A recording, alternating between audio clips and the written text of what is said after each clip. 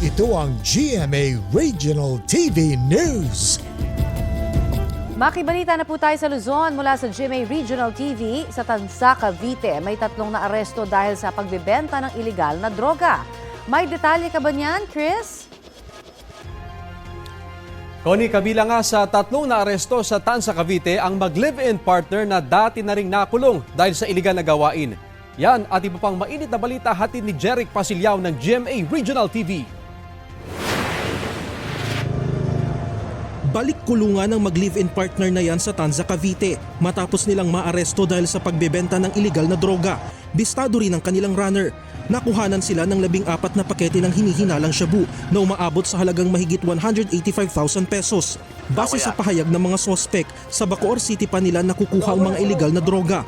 Ang 3, dati na rin daw nasangkot sa mga iligal na gawain. Maharap sila sa karampatang reklamo. 2 marijuana plantation site ang nadiskubre ng Benguet Police Provincial Office sa bayan ng Kibungan. Ayon sa pulisya, mahigit 2,000 tanim na marijuana ang naroon na umaabot sa halagang 450,000 pesos. Kumuha ng sample ang mga otoridad para isumite sa Regional Forensic Unit bago nila sinunog ang taniman. Walang naaresto sa operasyon. Jeric Pasilyao ng GMA Regional TV nagbabalita para sa GMA Integrated News.